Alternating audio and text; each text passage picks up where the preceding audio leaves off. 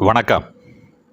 தஞ்சாவூர் பாரதி சங்கத்தின் சார்பில் தமிழ் மூதறிஞர் வாழ்வும் வாக்கும் தொடர் சொற்பொழிவின் 460வது பொழிவாக முனைவர் சண்முக செல்வகணபதி அவர்கள் மக்கள் இயக்குனர் மதுரை திருமாறன் அவர்களை பற்றி நிகழ்த்திய உணர்ச்சி மிகு உரையினை கேட்க தங்களை அன்போடு அழைக்கின்றேன். வாருங்கள். அனைவருக்கும் அன்பு வணக்கம். நம் பாரதி சங்கம் நடத்தி வரும் தமிழ் மூதறிஞர் வாழும் வாக்கும் தொடர் சொற்பொழிவு நிகழ்ச்சியில் இது 460வது சொற்பொழிவு.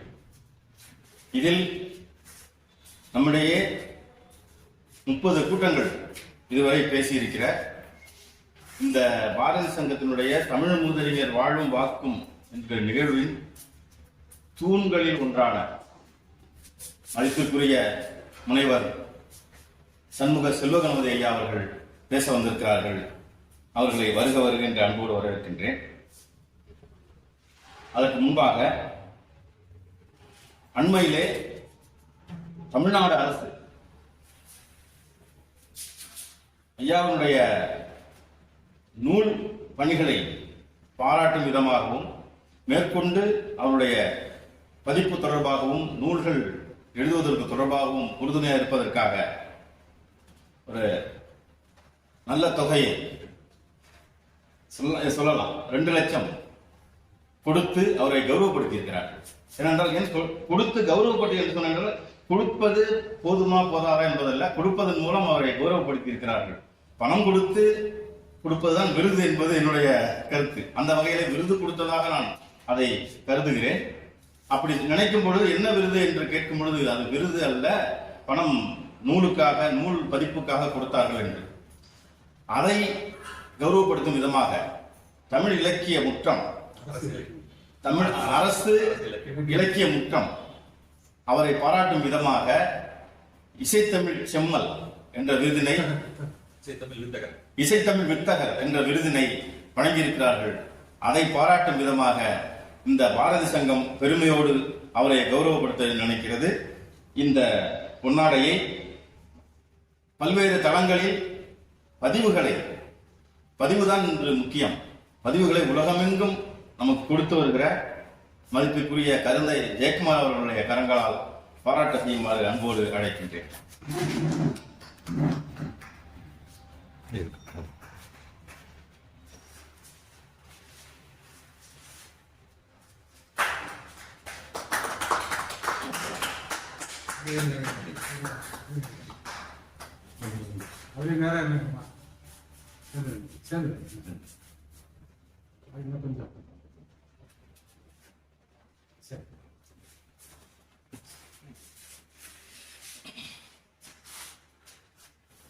இன்று 460வது சொற்பொழிவாக நாடக காவலர் மதுரை திருமாறன் அவர்களை பற்றி பேச வந்திருக்கிறார்கள். அவர்களை பேச வருமாறு அன்போடு அழைக்கின்றேன். நண்பர்களே,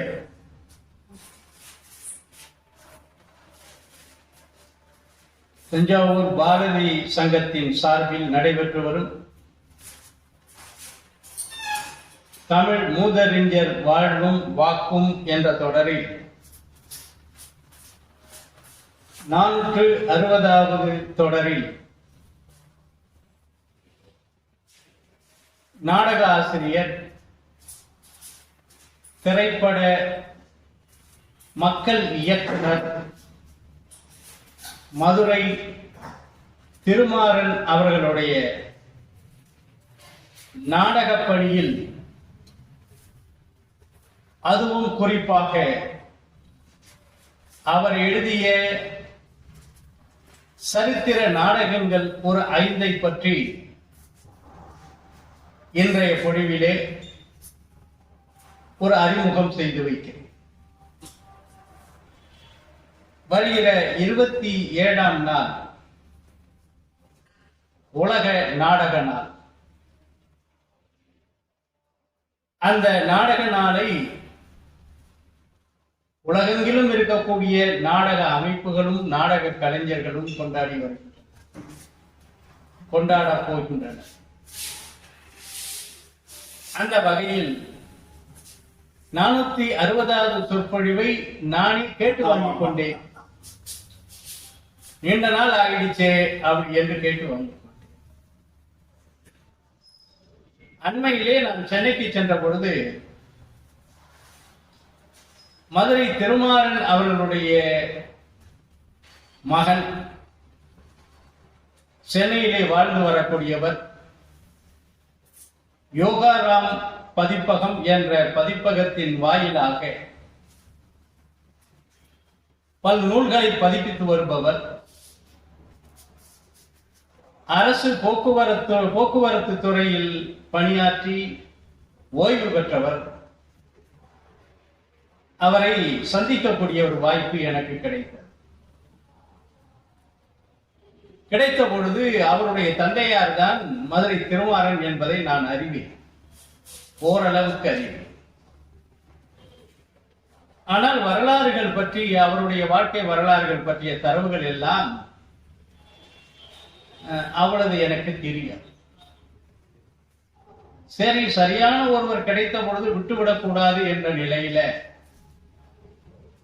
அன்னைக்குத்தான் சென்னையிலே மாண்பமை முதலமைச்சருடைய திருக்கரங்களால் இசைத்தமிழ் பண்கள் என்ற நூல் வெளியிடுவதற்காக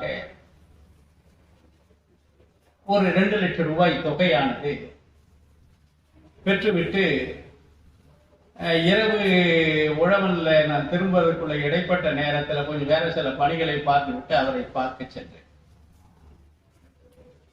அவர் மனம் வந்து அவருடைய தந்தையாரை பற்றியும், அவருடைய நாடக பணி பற்றியும், அவருடைய பதிப்பு பணி பற்றியும், அவர் வாழ்க்கை வாழ்ந்த வரலாறுகளை பற்றியும் எல்லாம் கூறினார். நான் அப்படியே எலிக்காது மாதிரி அவற்றை எல்லாம் கேட்டுக்கொண்டே ஒரு சின்ன பேப்பர்ல அப்படியே குறிச்சுக்கிட்டேன். என்ன இப்படி குறிச்சுக்கிட்டீங்கன்னா எப்படி தெரிஞ்சுக்குவீங்கன்னு, கொடுத்துருங்க பிறகு பேசிக்கொண்டு அவர் சொன்ன செய்திகளை எல்லாம் கேட்டுவிட்டு மறுநாள் வீட்டுக்கு வந்த உடனே முதல் வேலையா அந்த கேட்ட செய்திகளை வைத்து திரட்டி ஒரு கட்டுரையை உருவாக்கி, அவற்றையெல்லாம் உருவாக்கிய பிறகுதான் இந்த தலைப்பை தமிழ் மூதறிஞர் வாழ்வும் வாக்குல 460வது தொடரில் கொடுக்க முனைந்தேன். மதுரை திருமாறன் அவரை பற்றிய கட்டுரையை எழுதி 27ஆம் தேதி தமிழ் பல்கலைக்கழகத்தின் வாயிலாக நடைபெறக்கூடிய உலக நாடக விழாவிலே வெளிவர இருக்கின்ற அந்த நாடகம் பற்றிய ஆய்வு களஞ்சியத்தில் இந்த கட்டுரையும் உள்ளே செல்கிறது. ஒரு வகையில் பேசிய பேச்சு காத்தோடு சென்றுவிடக் கூடாது என்ற ஒரு திட்டமிட்டு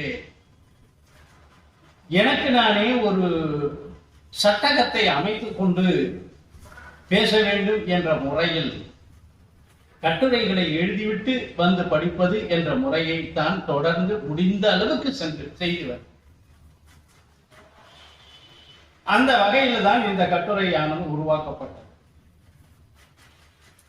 இதில் ஒரு பெரிய சிறப்பு என்ன என்றால், தமிழ் நாடக காவலர் என்று போற்றப்பட்ட இசைப்பேரறிஞர் ஆர்.எஸ். மனோகர் அவர் இசைத்தமிழ் வல்லவர், நாடகத்தமிழ் வல்லவர். அவர் படித்ததோ BA சமஸ்கிருதம், பச்சைப்பன் கல்லூரியில் பயின்றார். அஞ்சல் துறையில் பணியாற்றியவர். நாடகத்துறைக்கு படிக்கக்கூடிய காலத்திலிருந்து ஈடுபட்டவர். கவி காளிதாசனுடைய நாடகங்களை எல்லாம் நடித்தவர். அந்த வகையில் அவருடைய இயற்பெயர் லட்சுமி நரசிம்மன். பிறந்த ஊர் ராசிபுரம். தந்தையார் பெயர் சுப்பிரமணிய ஐயர். தாயார் பெயர் ராஜலட்சுமி அம்மா. பிறந்த ஆண்டு, நாள், மாதம் 29/6 அவர் பிறந்தது. அவருடைய இயற்பெயர் RS லட்சுமி நரசிம்மன். மனோகரா என்ற நாடகத்தை நடித்ததன் காரணமாக லட்சுமி நரசிம்மன் மனோகர், RS மனோகர் என்று நாடக உலகிலும் தமிழ் உலகிலும் இன்று திரைப்பட உலகிலும் வாழ்ந்து வருகிறார். அவர் மறைவுற்றது 2006, 81 வயதில் மறைவுற்றார். ஏராளமான நாடகங்களை இந்த நாடக உலகிற்கு தந்தவர். இன்னும் குறிப்பாக சொல்ல போனால் தமிழ் நாடக வரலாறு ஒரு நீண்ட வரலாறு. கூசாக்கி என்று சொல்லக்கூடிய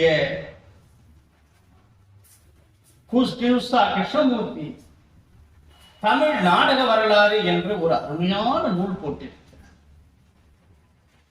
சென்னை பல்கலைக்கழகத்தில் பேசிய 3 நாள் பேச்சினுடைய தொகுப்பு அது.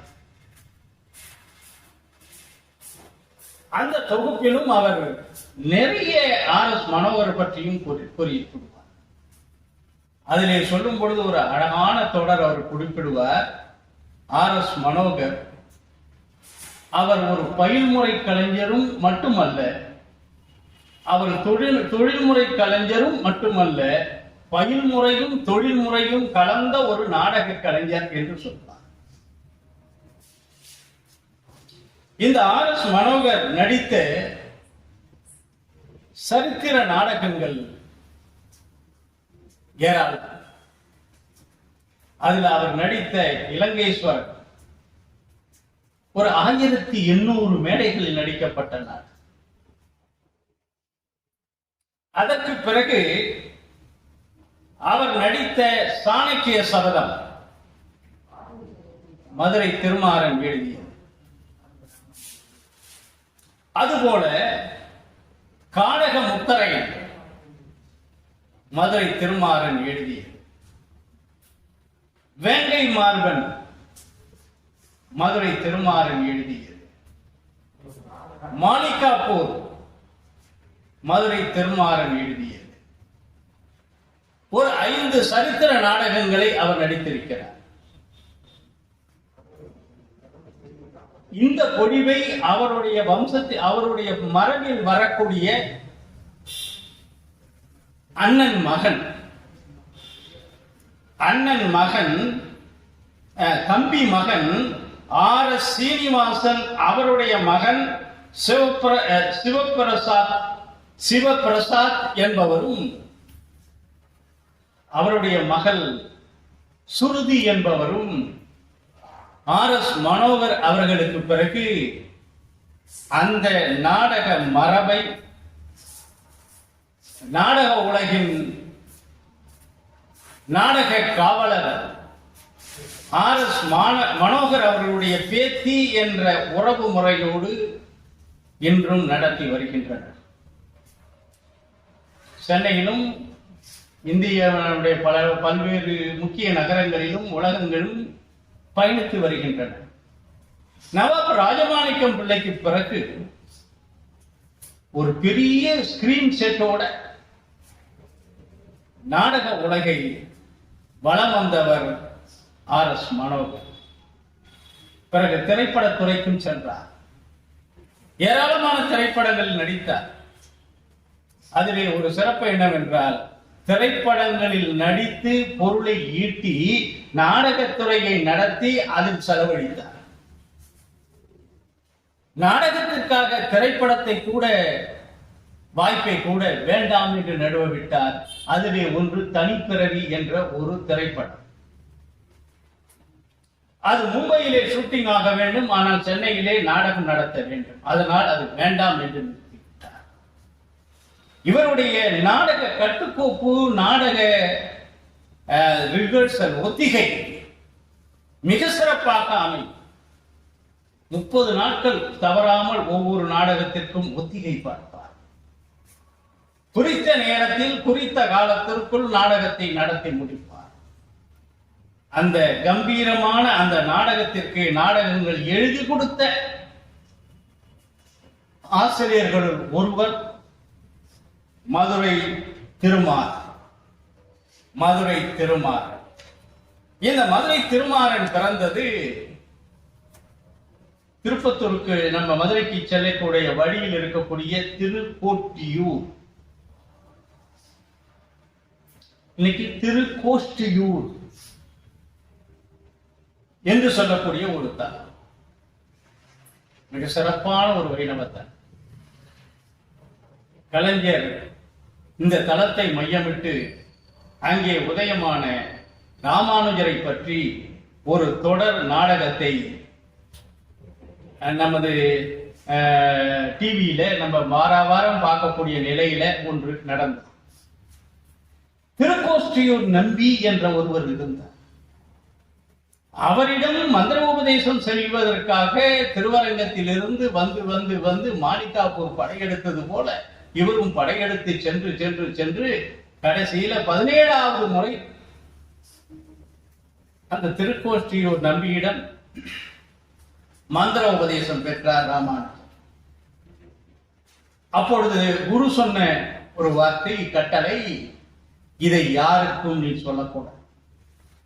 சொன்னால் உனக்கு நரகம் வரும், நரகத்திற்கு நீ செல்வார் என்று சொன்னவுடன் எதை பற்றியும் கவலைப்படாமல் விடுவிடு என்று அந்த கோபுரத்தின் மீது ஏறி அந்த மந்திர உபதேசத்தை எல்லோரையும் கூட்டி எல்லோருக்கும் சொன்னார்.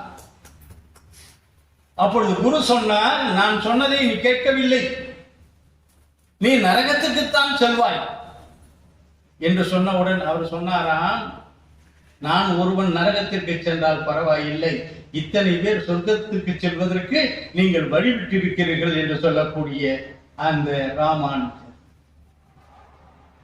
அந்த ஊரில் திருக்கோஷ்டியூரில் கோஷ்டியாக வந்து இறைவனை வழிபட்ட காரணத்தினால் அது திருக்கோஷ்டியூர், இன்று திருக்கோட்டி. அந்த ஊரில் பிறந்தவர். இவருடைய தந்தையார் பெயர் சுந்தரவேல் பிள்ளை, தாயார் பெயர் செல்லம்மா. இவர்களுக்கு 5 பிள்ளைகள், 7 பிள்ளைகள், 5 ஆண் பிள்ளை, 2 பெண் பிள்ளை. அந்த 5 ஆண்களில் ஒருவர் மருதமுத்து தங்கையன் என்று சொல்லக்கூடிய மதுரை திருமாறன். மருதமுத்து தங்கையன், லட்சுமி நாராயணன் மனோகர் என்று அழைக்கப்பட்டது போல மருதமுத்து தங்கையன் தொடக்க கல்வியை தன்னுடைய ஊரிலே படித்தார். உயர்நிலை பள்ளியை மதுரையில் படிக்க சென்றார். மதுரையில் படிக்கும் பொழுது படிப்பை நிறைவு பெறாமலேயே நாடகங்களை எழுதி கொண்டு சென்னைக்கு சென்றார். சென்னைக்கு சென்ற பொழுது அங்கே இவருடைய உறவினர் விவேகானந்தன் என்று ஒருவர் இருந்தார். அவர் முரசொலி இதழினுடைய ஆசிரியர் குழுவை சார்ந்தவர். அவருடைய உதவியால் சென்னைக்கு சென்றார். சென்னைக்கு சென்று விவேகானந்தன் அவருடைய உதவியோடு பல்வேறு இடங்களில் அலைந்து நாடகத்தை கையில் வைத்துக் கொண்டு வாய்ப்பை தேடி ஏறி இறங்கினார். இவர் எழுதிய ராஜகுரு என்ற ஒரு நாடகம், அந்த நாடகத்தை சென்னை மாநில கல்லூரியினுடைய விழாவிலே அந்த மாணவர்கள் நடிப்பதற்கு ஒரு நாடகம் கேட்க இந்த ராஜகுரு என்ற நாடகத்தை கொடுத்தார். அந்த ராஜகுரு நாடகத்தை லட்சுமி நரசிம்மன் என்று சொல்லக்கூடிய மனோகர் வந்து பார்த்தார். பார்த்துவிட்டு இந்த நாடக ஆசிரியர் யார் என்று கேட்டார். அவரை அறிமுகப்படுத்தி வைத்தார். அறிமுகப்படுத்தப்பட்டவுடன் மிக சிறப்பாக எழுதியிருக்கிறாய், இதை நாங்கள் எடுக்கலாமா என்று கேட்டார். இது போன்ற வாய்ப்புக்குத்தானே அவர் காத்திருந்தார். எடுக்கலாம் என்று சொன்னார். அந்த நாடகம்தான் ராஜகுரு என்ற பெயரில் அரங்கேற்றம் பெற்ற அந்த நாடகம்தான் RS மனோகர் அவர்களால் சாணக்கிய சபதம் என்ற பெயரில் வெளிவந்து திருக்கோஷியூர் மருதமுத்து தங்கையனை மதுரை திருமாறனாக ஆக்கியதோடு நாடக ஆசிரியராக வளர்த்தார். இதிலே இவருடைய வளர்ச்சிக்கு இன்னொருவர் மிகப்பெரிய காரணமாக அமைந்தார். அவர் யார் என்றால் கவியரசு கண்ணதாசன்.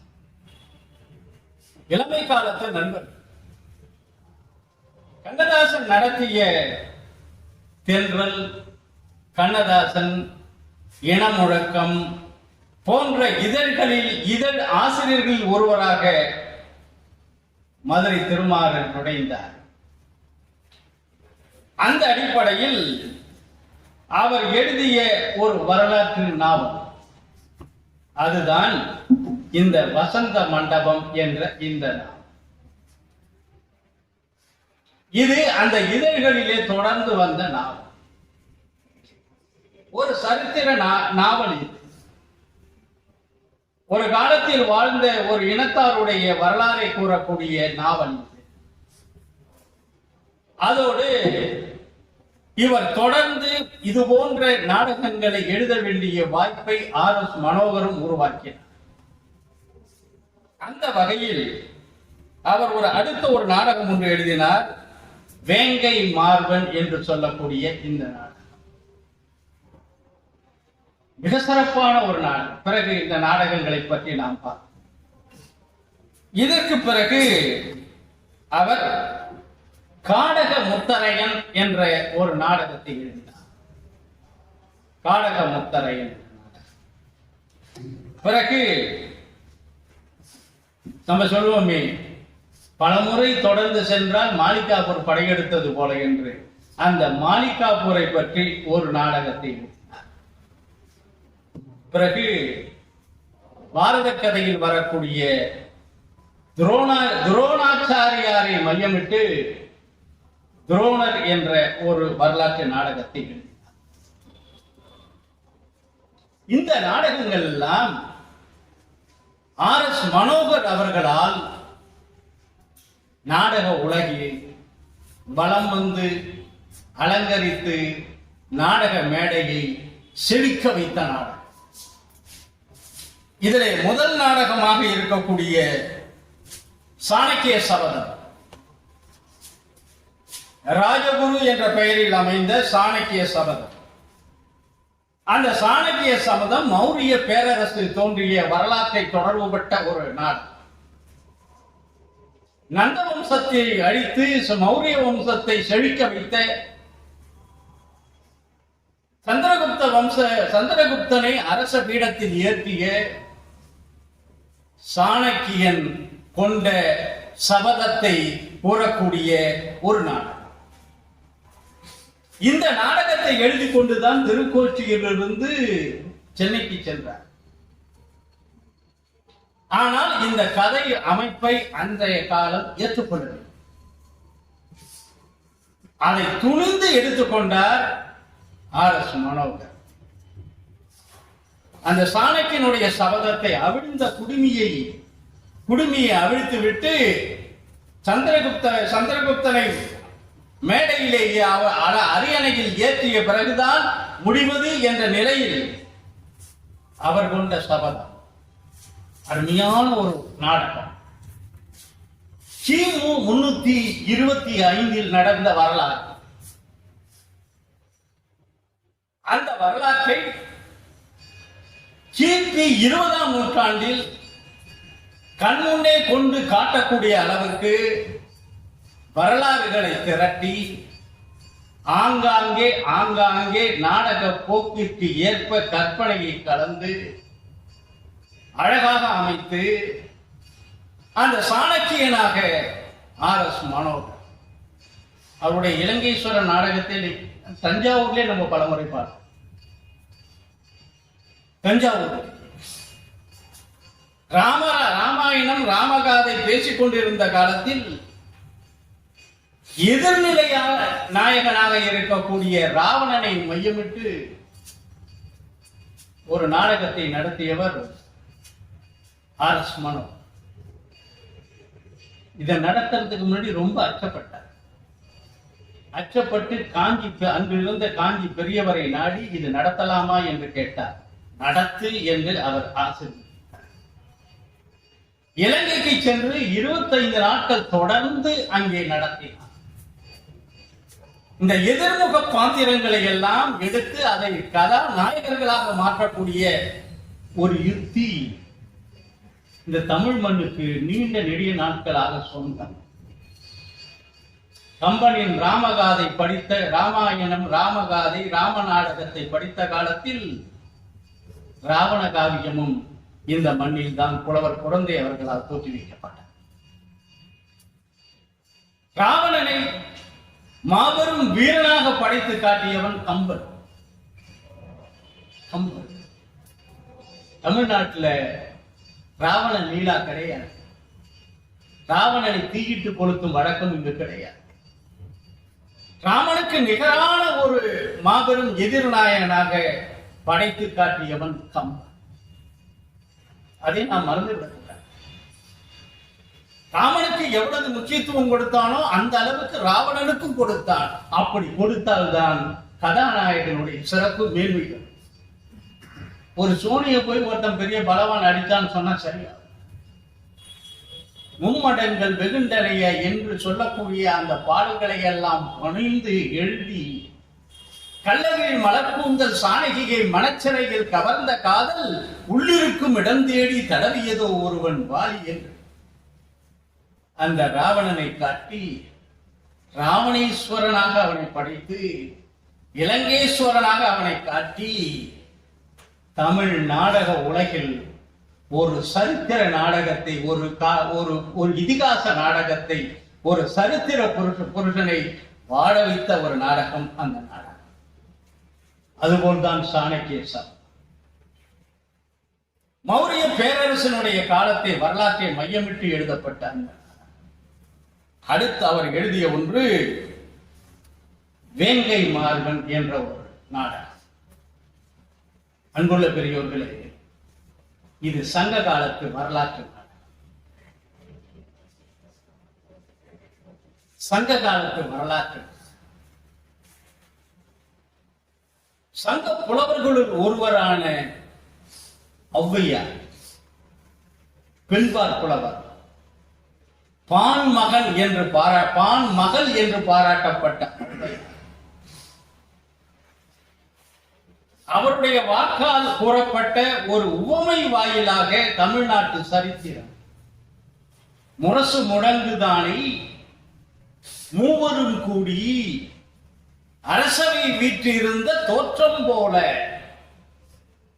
சேர சோழ பாண்டியர் மூவரையும் ஒரே மேடையில் கண்டால் எப்படி இருக்கும்? முரசு முடங்குதானை மூவரும் கூடி அரசவை வீற்றிருந்த தோற்றம் போல என்று ஊமை வாயிலாக கூறிய அந்த சரித்திரம் அது நடந்த சரித்திரம். பாண்டியன் காணப்பேரையில் கடந்த உக்கிர பெருவெடுதியினுடைய வரலாற்றை மையமிட்ட நாடகம் இந்த நாடக மொத்தம். வேங்கை மாறு காணப்பேரையில், அதுக்கு இன்னைக்கு அந்த ஊருக்கு இன்னைக்கு பேர் என்ன தெரியுமா? காளையார் கோயில். ஒரு செய்தி, காளையார் கோயில் என்ற இந்த ஊர் பெயர் வழக்காறு அமைந்த பாடல் நம்பியாரூரர் பாடிய 7ஆம் திருமுறையில் அந்த ஊரை சுந்தரர் பெருமான் காளையார் கோயில் என்று சுட்டுகிறார். இன்றும் நாம் காணப்பேரையில் மாற்றி காளையார் கோயில் என்று அந்த காளையார் கோயில் பற்றிய ஒரு வரலாறு. உக்கிர பெருவழுதி பாண்டிய நாட்டினுடைய மன்னன். அவனுடைய எதிரி காணப்பேரியிலை ஆண்ட வேங்கை மார்பன் என்ற ஒரு குறுநில மன்னன். இந்த வேங்கை மார்பன் உக்கிர பெருவழுதியினுடைய தந்தையாரையும் வென்றவன். ஒரு குறுநில மன்னனாக இருந்தாலும் கூட ஒரு பாண்டிய அரசனை வென்ற சிறப்போடு வாழ்ந்தவன். தன் தந்தை தோல்வியுற்றதையும் பாண்டிய நாடு தோல்வியுற்றதையும் நினைத்து மீண்டும் அதனை கைப்படுத்த வேண்டும் என்று நினைத்த முயற்சியினுடைய விளைவு அன்றைய சரித்திரம். புறநானூற்றில் ஔவையாரும் ஐயூர் மூலங்கிழாரும் இந்த உக்கிர பெருவழுதியை பாடியிருக்கிறார். இந்த உக்கிர பெருவழுதியினுடைய சரித்திரத்தில் இருக்கக்கூடிய பலவற்றில் ஒன்று, நம்ம 8 தொகை நூல்களில் ஒன்றான அகநானூறு பாடல்களை தொகுத்து அளித்தவன் உக்கிர பெருவழுதி. அந்த வரலாறு இந்த நாடகத்திற்குள் வருகிறது. இந்த உக்கிர பெருவழுதியினுடைய தந்தை தோல்வியுற்ற வரலாறு இந்த நாடகத்தில் வருகிறது. இந்த உக்கிர பெருவழுதியோடு துணை நின்ற ஆமூர் மல்லன், அவனும் புறநானூற்றில் பாடப்பட்ட ஒரு ஒரு ஒரு ஒரு ஒரு அரசன், குறுநில மன்னன். அவனை பற்றிய வரலாறு இந்த நாடகத்தில் வருகிறது. இந்த காணப்பேரையில் என்ற அந்த கோட்டையை தகர்க்க முடியாத அளவுக்கு இருந்த அந்த சூழ்ச்சி திறனை உக்கிர பெருவழுதி என்ற இந்த மன்னன் தானே மாறு வேடத்திற்குள் அந்த நாட்டுக்குள் நுழைந்து அந்த ரகசியங்களை எல்லாம் அறிந்து அவனுக்கு பக்கபலமாக யார் யார் இருந்தார்களோ அவர்களை எல்லாம் தந்திரமாக ஒடுக்கி இந்த வேங்கை மார்பனை வீழ்த்தி காணப்பேரையில் கடந்த உக்கிர பெருவழுதி என்ற பெயர் பெற்ற அந்த சங்ககால வரலாறு. அந்த வரலாற்றிலே ஔவையார் சேர மன்னனையும் சோழ மன்னனையும் அந்த அவையிலே கூட்டி இந்த 3 பேரும் நின்று நிலைக்க வேண்டும் என்பதை காட்டி மிகப்பெரிய மிகப்பெரிய சூழ்ச்சிகளை எல்லாம் செய்து தந்திரத்தால் தான் வெல்ல முடியும். வெற்றியினால் வீழ்த்த முடியாவிட்டால் வெற்றிக்கு சாதனமாக இருக்கக்கூடிய அந்த கோட்டையை தகர்க்க வேண்டும். அவனுக்கு துணை இருக்கக்கூடியவர்களை முதலில் அதில் இருந்து வெட்ட வேண்டும். அந்த மன்னனுடைய பலவீனம் எது என்று தெரிந்து அதன் மூலமாக அவர் ஒற்றர்கள் மூலமாக இவனே தானே ஒற்றனாக சென்று அறிய வேண்டும். இருந்தாலும் துணைக்கு ஒருத்தி வருகிறார். அவளை துணைக்கு வைத்துக் கொண்டு ஒற்று பார்ப்பதற்காக அமைத்துவிட்டு தான் யார் என்பதை காணப்பேரியலில் வாழ்ந்த காலம் வரை யாருக்கும் தெரியாதவாறு காத்து பகையரசர்களுடைய ஓலைகளை எல்லாம் இடைவெளியிலேயே பறித்து அவற்றை எல்லாம் முடக்கிவிட்டு வேங்கை மார்பன் செய்த அட்டூழியங்களை எல்லாம் மக்களிடம் கொண்டு செலுத்தி சங்க காலத்தில் முடியாட்சி திகழ்ந்த காலத்தில் முடியாட்சி உச்ச நிலையில் இருந்த காலத்தில் குடியாட்சி காண வேண்டும் என்ற ஒரு தத்துவத்தோடு எழுதப்பட்டு மக்களாட்சி மலர்ந்த ஒரு நாடகம் மதுரை திருமாறன் எழுதிய இந்த வேங்கை மார்பன் என்ற நாடகம். இந்த நாடகத்தை அவருடைய மகனை வெளியிட்டு இருக்கிறார். அதை வெளியிடும் பொழுது ஒரு பதிப்புரை. ஏன் இதை நான் சொல்றேன்னு கேட்டா, ஒரு நாடக படைப்பாக்கத்தில் நாடக மேடை ஆக்கத்தில் என்னென்ன நுட்பங்கள் எல்லாம் கையாளப்பட வேண்டும் என்பதை உணர்ந்த ஒரு பதிப்பகத்தார் கொடுக்கிறார். நாடக உத்தி திரைப்பட உத்தியை போன்றது அல்ல. பல எல்லைகளுக்கு உட்பட்டது. காட்சி அமைப்பு, கதை அமைப்பு, வசனம், நடிப்பு அனைத்துமே மிகுந்த பிரயாசையுடன் செய்யப்பட்டால் ஒழிய நற்பெயர் கிடைக்காது. காரணம், நாடகம் என்பது தயாரித்து முடிக்கப்பட்டு தொகுத்து வழங்கப்படுவதால் நிகழ் நேரத்தில் கலைஞனும் பார்வையாளனும் உறவாடுகிறார். இந்த பெத்தனங்கலை அரங்கில் எவ்வளவு நாடகம் நடக்கும், இந்த ராமநாதன் காலில் எவ்வளவு நாடகங்கள் நடக்கும். சுவஞ்சனுக்கும் நடிகனுக்கும் இடையில் ஏற்படக்கூடிய ஒரு தொடர்பு. அப்பேற்பட்ட நாடக கலையில் ஜாம்பவான் என்று யார் என்று கேட்டால் யாருமே ஒருவரைத்தான் சாட்டுவார்கள். அது திரு RS மனோகர் அவர்கள். 100-200 முறை அல்ல, பல ஆயிரம் முறைகள் பல நாடகங்களை அவர் மேடையேற்றிருக்கிறார். ஒரு புள்ளி விவரம், RS மனோகர் மேடையில் ஏறிய மேடைகள் 840. 840.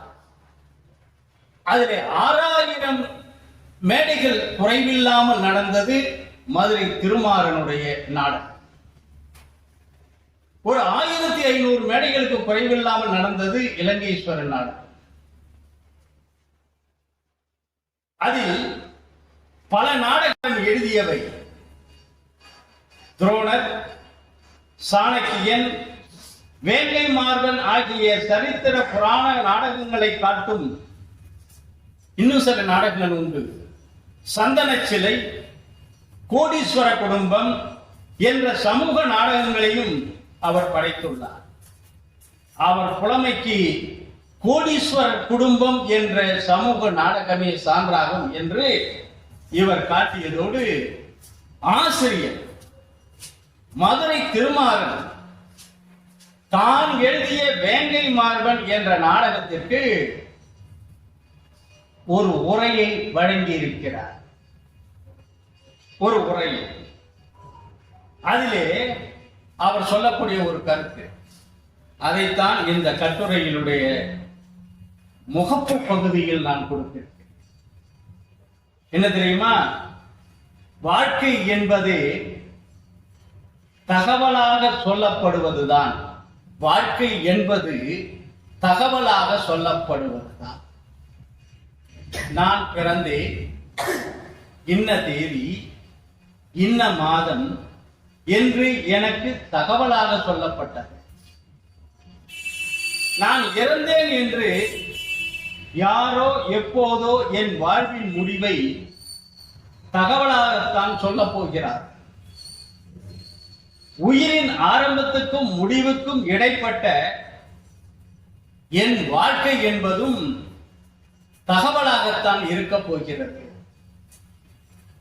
இந்த திரைப்படத்தை இயக்கினார், இந்த காட்சி, இந்த வசனம், இந்த கதையை எழுதினார் என்று என்னை பற்றி சொல்லப்பட போகும் எத்தனையோ தகவல்களில் வேங்கை மார்பன் என்ற இந்த நாடகத்தையும் நான் எழுதினேன் என்று நினைவு கூறப்படுவதை நான் பெருமையாக கருதுகிறேன்.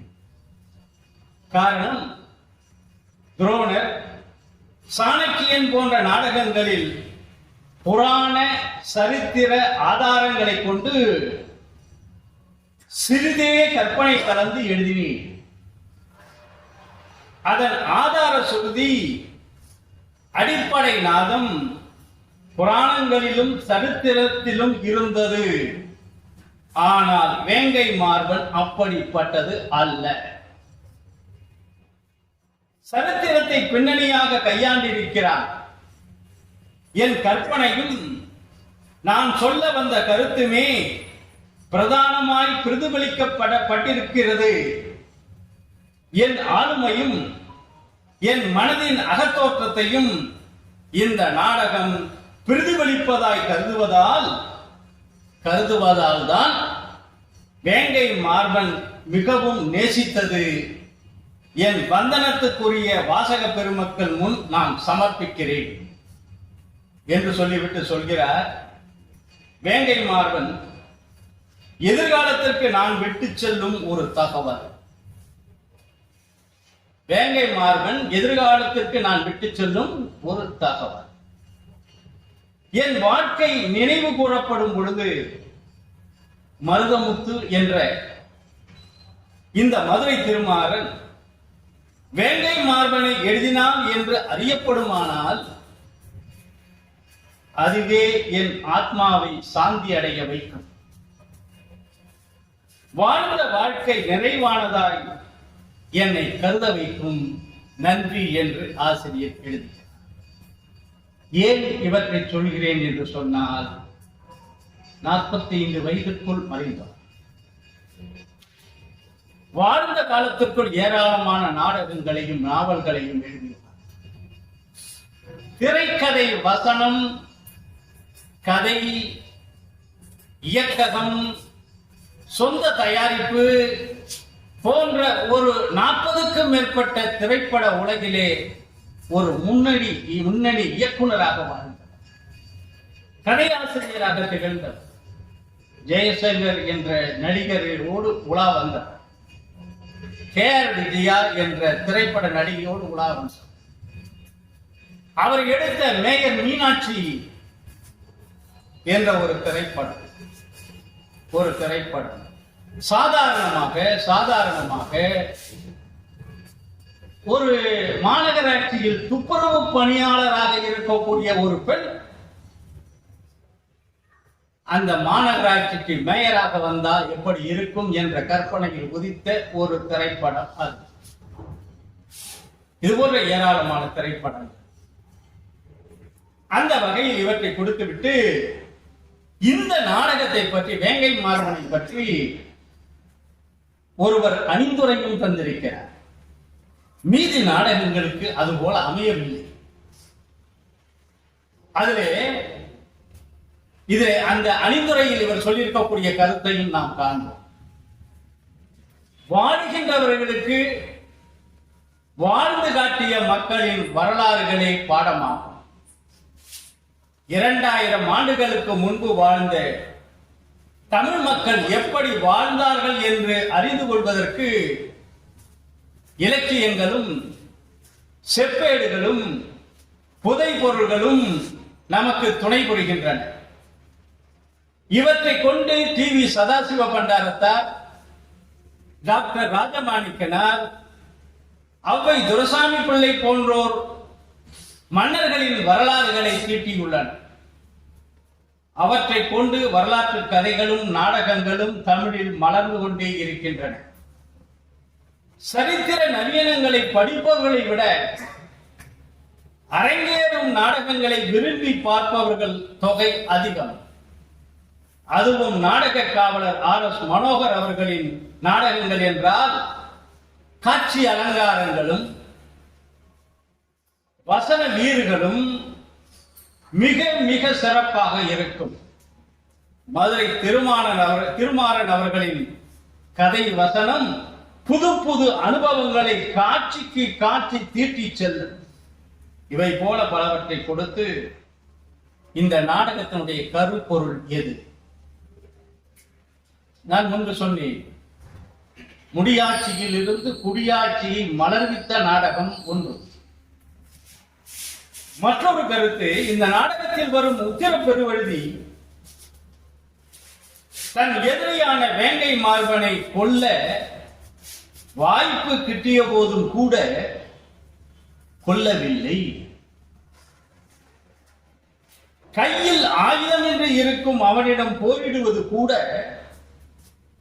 தனக்கு இழுக்கு என்று எண்ணும் உயர்ந்த பண்பை இந்நாடகத்தில் நாம் காண்கிறோம். எதிரியின் தீய குணங்களை மாற்றுவதுதான் உயர்ந்த பண்பாடு.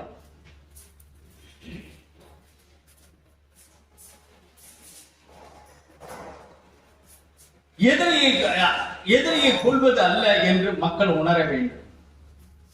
இதை போல எழுதிவிட்டு பண்பட்ட எழுத்தாளர் திரு மதுரை திருமாறனின் அருமையான வசனங்களால் மனங்கமழும் இந்த நாடகம் பார்த்தவர்களை பரவசமூட்டி இருந்தாலும் இது அழியாமல் பாதுகாக்கப்பட்டு பலரும் கற்று தெரிய வேண்டும் என்ற நல்ல எண்ணத்தில் இப்பதிப்பகத்தார் இந்த நாவலை அப்படியே தந்திருக்கிறார். இந்த நடையோட்டத்தை பார்த்தால், நாடக நடையோட்டத்தை பார்த்தால், வசனத்தை பார்த்தால், அடுத்து அடுத்து அடுத்து அடுத்து வைக்கக்கூடிய அந்த வைப்பு முறையை பார்த்தால், படிக்கும் பொழுது கீழே வைத்துவிட விடாமல் இந்த நூல் நம்மை கட்டி போடுகிறது. என்ன சொல்றேன்? இந்த நாடக நூல் நம்மை கீழே வைக்க விடாமல் கட்டி போடுகிறது. அப்பொழுது நாடக காட்சி எப்படி இருக்கிறது? ஆர்.எஸ். மனோகருடைய அந்த நடிப்பு ஆற்றலில், அந்த மேடைகளில், அந்த காட்சி அமைப்புகளில், அந்த கம்பீரத்தில் விடுக்கு எப்படி இருக்கு? என்ன பாவமோ இந்த நாடகத்தை அவர் நடித்து நான் பார்க்கிறேன். தொடக்கம் எப்படி வருது பாருங்க. அதிகாலை அருணோதயம். மதுரை மன்னன் உக்கரப்பெருவழுதியின் பள்ளி அறை. தூபங்களில் அகிர்புகை குகிர்புகை சூழ்கிறது. மங்கிய ஒளியில் மன்னன் மஞ்சத்தில் சயனித்திருப்பது நிழல் போல் தெரிகிறது. ஒரு பாடின பாடல் பூபால ராகத்தில் மருதப்பண்ணில் திருப்புலி எழுச்சியாக பாடப்படுகிறது. அப்பாடல் கேட்டு மதுரை மன்னன் துயில் கலைந்து எழுகிறார். எழுந்தவுடன் பாணர்கள் இத்தரணி மன்னர் தென்னவர்கோன் திருபுவன சக்கரவர்த்தி பாண்டியன் உக்கிரப்பெருவழுதி வாழ்க வாழ்க என்று பாடுகிறார். இப்படியெல்லாம் பலவற்றை சொல்லிவிட்டு அந்த வேங்கை மார்பன் அவன் தந்தையை வீழ்த்திய வரலாறும், அதிலிருந்து பாண்டிய வம்சம் மீண்டும் வேங்கை மார்பனை வீழ்த்திய வரலாறும், அதற்கு மன்னனே மாறு வேடத்தில் ஒற்றனாக காணப்பேரையில் சென்ற வரலாறும், அங்கே தங்கிய வரலாறும், அந்த அவனுடைய படைபலத்தை ஒடுக்கிய வரலாறும், அவனுடைய எதிரிகளை எல்லாம் ஒன்று திரட்டிய வரலாறும், அந்த காணப்பெயர் பேரையில் கோட்டையினுடைய ரகசியம் எது என்பது அறிந்த வரலாறும், அவருக்கு துணை நின்ற தளபதிகளும் ஒற்றர்களும் மக்களும் மக்களை எல்லாம் மன்னனுக்கு எதிரியாக திரட்டிய வரலாறும், இவற்றை கூறி கடைசியிலே இந்த நாட்டில் இன்றிலிருந்து குடியாட்சி மலரும். ரொம்ப துணிச்சல் வேண்டும். ஏன்? ஒரு 2000 ஆண்டு முற்பட்ட புறநானூற்று காலத்தில் பாடப்பட்ட ஒரு பாட்டுடை தலைவன் உக்கிரப்பெருவழுதி. அதில் சேரனையும் சோழனையும் என்று பார்ப்போமோ என்று அவையார் பாடினாரே, அந்த பார்ப்போமோ என்ற அந்த இயக்கத்தை கலைந்து மூவரையும் ஒரே இடத்தில் வைத்து பார்த்த நாடகம். என்ன? பகைவனுக்கும் அருள்வாய் நன்னெஞ்சே, ஆயுதமின்றி போர் புகழக்கூடாது, படை மடம் என்று சொல்லப்பட்ட சங்ககால மரம். ஒரு சாதாரண பள்ளி ஆசிரியன் இன்னைக்கு இணையவழி காலமா இருந்தா பலவற்றை நம்ம திரட்டலாம். சதாசிவ பண்டாரத்தார், ராஜமாணிக்கனார், உ.வி. சுவாமிநாதர் தொகுத்து கொடுத்த புறநானூறு, அகநானூறு போன்றவைகளை காட்டி இந்த அகநானூரை அவன் தொகுப்பித்து வெளியிட்ட வரலாற்றை சிறப்போடு பேசக்கூடிய நாடகம். என்ன? தயவு செய்து முடிந்தால் படித்து பார். ஒரு செய்தி இதெல்லாம் பாடம் நடத்துற காலத்துல இது கிடைச்சிருந்ததுன்னா என்ன, இதையே ஒரு மாணவர்களுக்கு ஒரு குறு நாடகமாக தயாரித்து வகுப்பறையிலே நம் மாணவர்களை வைத்து நடிக்க அந்த புறநானூற்று பாடல்களை அந்த மாணவர்களுடைய நெஞ்சிலே என்றும் நிலைக்க வைத்திருக்கக்கூடிய வாய்ப்பு கூட உண்டு என்றது. இது போன்ற சிந்தனைகளில் ஏராளமான நாடகங்கள் வந்திருக்கின்றன. அந்த வகையில் வேங்கை மார்பனுக்கு அடுத்தபடியாக இந்த காடக முத்தரையன் என்ற வரலாற்று நாடகத்தை, இது பல்லவ வம்சத்தினுடைய பரம்பரையை சொல்லக்கூடிய ஒரு நாடகம். திருமங்கை ஆழ்வாரோடு தொடர்புபடுத்தி எழுதப்பட்ட ஒரு நாடகம். திருமங்கை ஆழ்வாரோடு தொடர்புபடுத்தி எழுதப்பட்ட நாடகம். அன்புள்ள நண்பர்களே, இந்த சோழ நாடு திருமங்கை ஆழ்வாராக நீங்கள் ஆழ்வாராக ஏற்றுக்கொண்டாலும் சரி, ஏற்றுக்கொள்ளாவிட்டாலும் சரி, அவன் ஒரு தமிழ் புலவன். அவன் ஒரு தமிழ் புலவன். அவன் பாடிய பெரிய திருமொழி 1016 பாசுரங்கள் இருக்கின்றன. ஆளி நாடன் மங்கையாக ஒரு மங்கையினால் ஆழ்வாராக மாற்றப்பட்டார். அவன் வாழ்ந்த ஊர் இன்னைக்கும் பூம்புகாருக்கும் பக்கத்துல இருக்கு.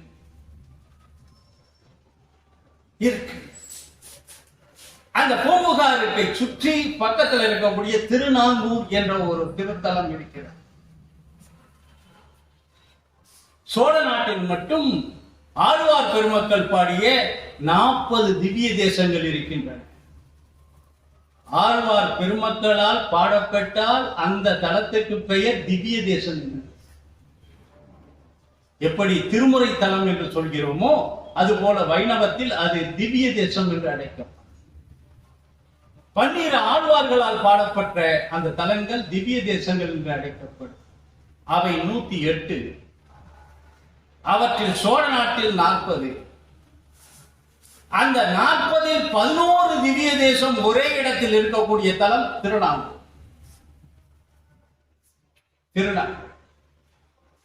தை அமாவாசைக்கு மறுநாள் அங்கே ஒரு மாபெரும் தமிழ் திருவிழா நடைபெறும். தை அமாவாசைக்கு மறுநாள் அமாவாசை என்ன கிழமை வருதோ அதுக்கு மறுநாள் அது திருமங்கை ஆழ்வார் அவர் மறைவுற்ற இடம் திருக்குறுங்குடி என்று சொல்லக்கூடிய பாண்டி நாட்டுத்தான். அங்கிருந்து அவர் புறப்பட்டு வருவதாக கணக்கிட்டு இந்த திருநாங்கூரிலே அங்கு இருக்கக்கூடிய ஒரு பெரிய திவ்ய தேசத்தினுடைய வாசல்ல திருமங்கை ஆழ்வார், ஆடிநாடன், மங்கை ஆழ்வார் வருவதாக கணக்கிட்டு அந்த மங்கை ஆழ்வாரும் அவரை ஆழ்வாராகிய பூதவல்லி நாச்சியார் என்ற ஒரு அம்மையாரையும் கோயிலுக்குள்ளிருந்து ஒரு 10 மேளங்கள் மல்லாரி வாசிக்க அவர் எழுந்து வர, நம் புலவன் தமிழ் புலவன் எழுந்து வர பந்தலிலே 11 திவ்ய தேச பெருமாள்கள் வரிசையில் இருப்பார். ஏன் தெரியுமா? இந்த புலவன் வாயால் அவர்கள் பாடப்படக்கூடிய அந்த பாசுரங்களை பாடுவார்கள். ஒரு 10,000 ஜனங்கள் அந்தந்த பாசுரங்களை பாடுவார்கள். ஒரு தமிழ் திருவிழா. இதை பார்த்து விட்டு நம்ம ஊர் மக்களை ரொம்ப பேரை அழைச்சிட்டு போனாங்க. அதுல ஒரு முறை நான் இதே திருமங்கை ஆழ்வாரை பற்றி நான் பேச அன்று உட்கார்ந்திருந்த கரந்தை தியாகராஜன் என்ற மருத்துவர், ஐயா இது அப்படியே ஒரு நூலாக்கி கொடு, எழுதிருவியா செஞ்சிருப்போம். ஒரே ஒரு செய்தி இதிலே நானும் இணைந்து கொள்கிறேன், தாராளமா வாங்க போட்டு திருநாங்கூர் திருத்தலங்கள் என்ற ஒரு நூலை வெளியிட்டு அந்த திருநாங்கூரிலே கொண்டு போய் இந்த ஆழ்வார் யார் என்று காட்டினார். அந்த ஆழ்வாரா ஒரு பல்லவ பேரரசு மன்னனை தேர்ந்தெடுத்த வரலாற்றை மையமிட்ட கொண்டது இந்த காடக முத்தரையன் என்ற இந்த நாடு. பரமேஸ்வர வல்லல் என்ற ஒரு பல்லவ மன்னன் அந்த பல்லவ மன்னனுடைய இறப்பிற்கு பிறகு ஒரு 6 மாத காலம் பல்லவ நாட்டில் மன்னர் இல்லாத காலம். இது வரலாற்றில் பதிவாகியிருக்கிறது. அந்த 6 மாத காலத்தில், மன்னர் இல்லாத காலத்தில் அந்த நாடு எப்படியெல்லாம் சீர்கெட்டு போனது என்பதை சொல்லக்கூடிய நாடகம். அப்பொழுது வாழ்ந்த ஒரு மூத்தவர், பரமேஸ்வர பல்லவனோடு வாழ்ந்த ஒரு தளபதி காடக முத்தரை, பல்லவ வம்சத்திற்கு அடுத்த ஒரு மன்னனை தெரிவு செய்வதற்காக மேற்கொண்ட முயற்சிகளை பற்றி கூறக்கூடிய ஒரு வரலாற்று நாடகம் இந்த காடக முத்தரையன் என்ற நாடகம். இதற்கு பல்லவர் கால செப்பேடுகள், பட்டயங்கள், கல்வெட்டுக்கள், பல்வேறு தலங்களில் இருக்கக்கூடிய செப்பேட்டு பதிவுகள், இவைகளை துணை கொண்டு ராசமாணிக்கனார் எழுதிய பல்லவர் வரலாறு, சதாசிவ பண்டரத்தார் கூறிய வரலாறுகளை எல்லாம் அகற்றிட்டு பள்ளி படிப்பை கூட நிறைவு பெறாத ஒரு திருமாறன் பல்லவ வம்சத்து சரித்திரத்தை அந்த மன்னனை கொண்டு வந்து நேரில் காட்டுகிறார். அவன்தான் 2ஆம் நந்திவர்மன். 2ஆம் நந்திவர்மன் பல்லவ வம்சத்திற்கு நேரடியாக இருந்த ஒரு மன்னன், ஒரு இளவரசன். அவன் அந்த அரியணையில் ஏறக்கூடாது என்று தடுத்தவர் காடக முத்தரை. ஏனென்றால் ஒழுக்கம் இல்லாத, புரியுதா? அவன் அந்த பீடத்தில் ஏறினால் நாடு கெட்டுவிடும்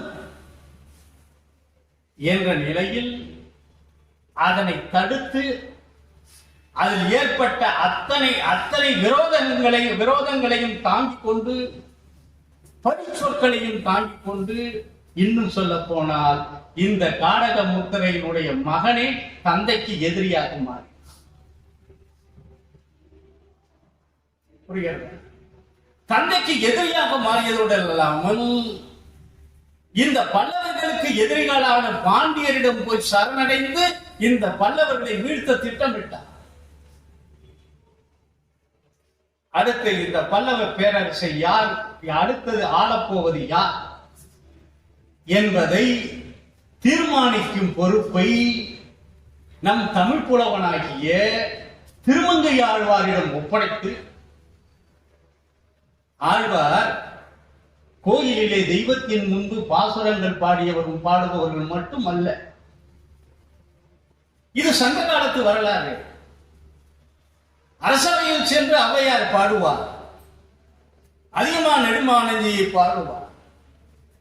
அவனை எதிர்த்து வந்த அரசர்களிடம் சென்று வாது செய்வார், சண்டை வராமல் தடுப்பதற்கும் உட்படுவார். வந்துவிட்டால் அதன் வெற்றியை பாடியும் மகிழ்வார். அரசனை திருத்திய புலவர்கள் நம்மிடம் ஏராளம் உண்டு. காய்நெருத்து கவளங்கொழினை மானிரை அல்லதும் வல்லாக்காகும் 100 செருவாயினும் தமித்து புக்குவதனை வாய் புகுவதனும் கால்கருது கடிக்கும் அறுவுடை நேர்ந்தன் வெறி எறிந்து கொள்ளினை கோடியாத்து 4 வரிது நந்தும் என்று துணிந்து பாடிய அந்த புலவன், சங்க புலவன். முடியாட்சி காலத்தில் எழுத்தாணை கொண்டு பாடல்களை எழுதிய ஒரு புலவன். நீ செய்வது தவறு என்று சுட்டிக்காட்டிய அந்த புலவன், சுட்டிக்காட்டிய பான்மகள் ஔவையார், அவர்களை போன்ற ஏராளமான புலவர்கள், கபிலர், பாரி மகளிரை பற்றி அடித்துக் கொண்டு அவையில் பாடுவதோடு மட்டுமல்லாமல் பாரி இறந்த பிறகு அந்த குழந்தைகளுக்கு தந்தையாக இருந்து திருமணம் செய்து கொடுத்தாரே, இன்றும் திருக்கோவிலூரிலே அந்த பாரி விழா நடைபெறுகிறது. அங்கவை சங்கர் அட்டை திங்கள் அவ்வை நிலவில் எந்தையும் உடையன் என் குன்றும் பிறர்வா. இந்த மரபை எல்லாம் உள்வாங்கி திருமங்கை ஆழ்வார் சரித்திரத்திலேயே நாம் காணாத பல நுட்பங்களை எடுத்து வைத்துக் கொண்டு சங்கப்புலவனுடைய மறு பிரதிபலிப்பாக 7ஆம் நூற்றாண்டின் இறுதியில் வாழ்ந்த திருமங்கை ஆழ்வார் ஆதி நாடர். உங்களுக்கு தெரியும், சினிமாவோட வந்திருக்கு. கொள்ளையடிப்பதே ஒரு பெண் சொன்ன காரணத்தினால் 1000 பேர்களுக்கு அன்னதானம் அடிப்பது கதி ஆராதனம் என்று பெயர். கதி ஆராதனம். அன்னம் போட வழி இல்லாத காரணத்தினால் கொள்ளையடித்து அன்னம் போட்டான். சோழனுக்கு கட்ட வேண்டிய கப்பத்தை கட்ட மறந்தான், சிறைப்படுத்தப்பட்டான். இப்படி பல வரலாறுகளை தாங்கிய திருமங்கை மன்னன். தயவு செய்து ஐயா விஜயராமன் ஐயா ஒரு முறை தை அமாவாசை மறுநாள் ஐயா திருநாவுக்கரசர் நினைவாய் ஒரு தமிழ் புலவனுக்கு இந்த தமிழ்நாடு கொண்டாடக்கூடிய ஒரு பெரும் புகழ் விழா. மெய்சிலித்து போகும். அந்த தமிழ் பாசுரங்களை கிட்டத்தட்ட ஒரு 10,000 பேர்கள் ஒரே குரலில் முழங்கும் பொழுது விண்ணெல்லாம் தெய்வ மனம் கம். 11 பெருமாள்கள் இரவிலே தங்க கருட வாகனத்தில் எழுந்தருளி திருமங்கை ஆழ்வாருக்கு நற்பேறு தரக்கூடிய விழா. அந்த திருமங்கை ஆழ்வாரை போற்றி பாடக்கூடிய மணவாள மாமுனிகளுடைய விழாவும் சேர்த்து நடைபெறும். அங்கே நான் நல்ல ஐயா மாதிரி திருநீர் அணிந்து கொண்டு அங்கே பேசுவேன். எல்லோரும் திருமணம் அணிந்து கொண்டு அங்க அமர்ந்திருப்பார். நான் ஒரே வார்த்தை கேட்க, நீங்க வந்த காரணம் என்ன? இங்க என்ன பார்க்க, இங்க என்ன நடக்குது? ஏன் இந்த 11 பெருமாள் வராங்க? என்ன பத்ரிநாத்தில் இருக்கக்கூடிய அந்த பெருமாள் பத்ரிநாத் கோயில் அங்கே இருக்கிறது. அயோத்தி கோயிலுடைய வடிவம் இங்கே இருக்கிறது. மதுரா கோயிலுடைய வடிவம் இங்கே இருக்கிறது. திருப்பதியினுடைய வடிவம் இங்கே இருக்கிறது. காஞ்சிபுரத்தினுடைய வடிவம் இங்கே இருக்கிறது. நம்ம திருவரங்கத்தினுடைய வடிவம் அங்கே இருக்கிறது. 11 பெருமாள் பல்லக்கிலே சுமந்து கொண்டு முதல் நாள் இரவில் அவருக்கு மஞ்சளை நீராட்டி அந்த வயலின் மூட இந்த தோல்ல சுமந்து வருவார் பாருங்க நம் தமிழ் புலவனை. நீங்க ஆழ்வாராக எடுத்து, நான் அதுதான் சொல்வேன், நீங்க ஆழ்வாராக நீங்கள் எடுத்துக்கொள்ளுங்க. அந்த ஆழ்வார் என் தமிழ் புலவர், தமிழை பாடிய புலவர், தெய்வத்திற்கு தமிழ் பாடலா போற்றி பாடியவர், தெய்வம் மகிழ்ந்து ஏற்றிய அந்த திருவிழா. அந்த திருமங்கை ஆழ்வாரை சூத்திரதாரியாக வைத்து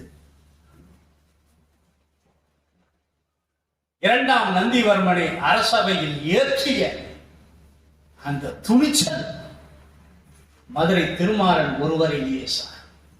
RS மனோகர் ஒரு நாடகத்தை தெரிவு செய்கிறார் என்றால் இலங்கேஸ்வரன் மட்டுமல்ல, சூரபதுமணியும் எழுதினார். அறிவானந்தம் எழுதிய இந்திரஜித் நாடகத்தையும் எழுதினார். சுக்ராச்சாரியாரை நடித்தார். இது போன்ற வரலாற்றில் எதிர்நிலை நாயகர்கள் யாரோ அவர்களை எல்லாம் கதாநாயகர்களாக எடுத்துக்கொண்டு நடித்தார். அவர் நடித்த மாபெரும் நாடகங்களில் ஒன்று பல்லவ சக்கரவர்த்தியினுடைய வரலாறு சொல்லக்கூடிய காடக முத்தரை. இந்த நாடகத்தினுடைய இறுதியிலே ஒரு அற்புதமான பாசுரம், தொடக்கத்திலே ஒரு பாசுரத்தை தந்து பரமேஸ்வர மல்லனால் காஞ்சியிலே படைக்கப்பட்ட அந்த கோயிலுடைய வரலாற்றை எல்லாம் கூறி இந்த காட்சி 58இல் நந்திவர்மனை பீடத்திலே அமர்த்தி அவன் எங்கேயோ இன்றைய சொல்லக்கூடிய வியட்நாம் பகுதியில் வாழ்ந்த பல்லவ வம்சத்தில் இருந்த ஒரு அரசனுடைய வம்சாவளி என்பதை அறிந்து அவனை தேடி கண்டுபிடித்து தன் மகன் எதிர்த்த பொழுதும் நாட்டை ஆளக்கூடிய உரியவன் ஒருவன் தகுதி இல்லாதவன் என்ற காரணத்தினால் அவனை நீக்கிவிட்டு ஒரு காடக முத்தரையோட பல்லவ சாம்ராஜ்யத்தை எழுப்பிய வரலாறு இந்த நாடு. அடுத்தது துரோணர். இது பாரத கதையில் வரக்கூடிய ஒரு நாம் துரோணாச்சாரியாரை பற்றி படித்திருப்போம், பாரத கதையில் கேட்டிருப்போம். ஆனால் ஒரு நாடகம் புனைபவன் வரலாறை முழுவதும் எடுத்துக் கொள்ள மாட்டான். இன்று கூட பொன்னியின் செல்வன் நாவலையும் படித்திருக்கிறோம், நாடகத்தையும் பார்த்திருக்கிறோம், திரைப்படத்திலும் பார்த்திருக்கிறோம். ஒரு முறை என்னை ரொம்ப பிடிவாதம் பண்ணி ஊர்ல உள்ளவங்க எல்லாரும் சேர்ந்து இந்த பொன்னியின் செல்வன் 2வது பகுதியை பார்க்க என்னை அழைச்சிட்டு போயிட்டாங்க. நான் மெய்மறந்து உட்கார்ந்து பார்த்து கொண்டே இருந்தேன். நான் பார்த்தது எது தெரியுமா? நாடக கதை ஓட்டத்தை அல்ல, கல்கியினுடைய கதையை இந்த திரைப்படத்துக்கு ஏற்ப என்ன சூழ்ச்சி செய்து இவன் வடிவமைத்திருக்கிறான் என்ற அந்த நோக்கிலே நான் பார்த்துக் கொண்டிருக்கிறேன். பக்கத்துல என் மனைவி உட்கார்ந்துட்டு, படுபாவி அந்த கதையில என் மனைவி கிட்டத்தட்ட 5 முறை பொன்னியின் செல்வன் 5 தொகுதியும் படிச்சாச்சு. வீட்டுல வச்சிருக்கேன், எப்பப்பெல்லாம் ஓய்வு கிடைக்குது எடுத்து படிப்பாங்க. இப்படி எல்லாம் மாத்திட்டானே, இப்படி எல்லாம் மாத்திட்டானே அப்படின்பா. நான் சொன்னேன், 3 வருஷம் 5 தொகுதி கல்கியில வர்றதுக்கு வாரத்துக்கு ஒன்னா வந்த காலத்துல 3 வருஷம் ஓடின கல்கி பொன்னியின் செல்வன்ல ஒரு பகுதியை மட்டும் எடுத்து வைத்துக் கொண்டு அவன் திரைப்படம் 1.5 மணி நேரத்துக்குள்ள வரணுங்கும் போது கதையை மட்டும் அவன் சொல்லவில்லை, கதையை வாசகன் உள்வாங்கிக் கொள்ளக்கூடிய நிலையில் எப்படி அமைக்க வேண்டும் என்ற திட்ப நுட்பத்தை, செறிவை நுட்பத்தை கலந்து அவன் அமைப்பான். ராஜராஜ சோழன் நாடகம் திரைப்படம் வந்தது, முழுக்களும் ராஜராஜ சோழன் சரித்திரமாவது திரைப்படத்திற்காக இருந்தாங்க. மூலம் உண்டு, மூலம் முழுவதும் தருவது அவனுடைய நோக்கம் அல்ல, அது சரித்திர ஆசிரியனுடைய நோக்கம். மூலத்தின் கருத்தை உணர வைப்பது திரைப்படம், நாடக ஆசிரியனுடைய நோக்கம். அதில் கற்பனையை சேர்க்கத்தான் செய்வான், இல்லைன்னா எப்படி ஓடும்? 40 ஆண்டு காலம் RS மனோகர் நாடக உலகில் திகழ்ந்தார். 15 ஆண்டு காலம் நட்டத்திலேயே ஓடியது. மற்ற 25 ஆண்டு காலம் ஓரளவுக்கு நிம்மதியாக வாழக்கூடிய நிலையில் வந்தார். திரைப்படத்தில் நிறைய சம்பாதித்தார், நாடகத்துறைக்கு கொண்டு போய் செலுத்தினார். அப்படி வாழ்ந்தார். அடுத்த ஒரு வாய்ப்பு அவருக்கு கிடைத்தது. அதனால் இதை ஈடு செய்து கொண்டு அந்த நாடகத்தை நடத்தி கொண்டு வந்தார். அந்த வகையில் துரோணாச்சாரி இதை ரொம்ப அழகாக அமைச்சிருக்க. தயவு செய்து பாரத கதையும் படிச்சுட்டு அதுல இருக்கக்கூடிய துரோணரையும் எடுத்து இந்த மதுரை திருமாறன் படைத்திருக்கக்கூடிய துரோணரையும் பார்த்தால் நாடக படைப்பிற்கு ஏற்ப துரோணர் எப்படி வளைந்து அழகா சொல்வார். நாணலை போல கதையை வளைத்து நாடகத்திற்கு ஏற்ப அமைப்பவன் தான் நாடக ஆசிரியர் என்று சொல்வார். முருங்க மாதிரி நின்னா முறிஞ்சிட்டு விடுங்க. அந்த வகையில் இந்த துரோணர் அந்த சத்திரிய வம்சத்தினுடைய வில்வித்தை கற்றுக் கொடுக்கக்கூடிய குரு. அந்த கதையை அப்படியே கொஞ்சமா சொல்லி முடிச்சோம். சத்திரிய வம்சத்தில் ரெண்டு அரச குடும்பத்திற்கு, பாண்டவர்களுக்கும் கௌரவர்களுக்கும் குரு 2 பேரும் பங்காளிகள். பங்காளிங்கிறது எதிரிங்கிறது நினைச்சது அங்கதான். என்ன அந்த எதிரிகள் 2 பேருக்கும் குரு இவரு. யார் அவரே? அந்த வில்வித்தை கற்றுக் கொடுப்பவன் அல்ல. இவரிடம் வில்வித்தை கற்றுக்கொள்ள ஒரு வீரன் வருகிறான். அவனுக்கு நீ சத்திரியன் அல்ல, உனக்கு வில்வித்தை கற்றுத்தர மாட்டேன் என்று அவன் என்ன பண்ணா, இவருடைய படத்தை ஒரு ஓவியமாக வரைந்து தன்னுடைய வீட்டிலே வைத்துக் கொண்டு அவரையே மானசீக குருவாக வைத்துக் கொண்டு வில்வித்தை பயிற்சி செய்கிறார். ஒரு வில்வித்தை போட்டியில் அவன் வருவதை பார்த்த உடனே கேட்கிறார், உன்னுடைய குரு யார் என்று கேட்கிறார். ஐயா, நீங்கள் தான் என் குரு, உனக்கு நான் கற்றுத்தர மாட்டேன்னு சொல்லிவிட்டேனே என்று கேட்டார். உங்களுடைய படத்தை ஓவியமாக வரைந்து வைத்துக் கொண்டு அவர் மூலமாக நான் செய்து வருகிறேன். ஆமா, காணிக்கை தருகிறாயா? தருகிறேன். எதை கேட்டாலும் தருவியா? தருவேன். மிக மிக உயர்ந்த பொருளை நான் கேட்பேன், தருவியா? தருவேன். அப்படியென்றால் உன் கட்டை விரலை கொடு. அவன் தான் ஏகலை. வில்வித்தைக்கு முக்கியமாக இருக்கக்கூடிய கட்டை விரலை காணிக்கையாக பெற்றான். இதை பற்றி நான் முன்பே ஒரு முறை இங்கே பேசியிருக்கிறேன்.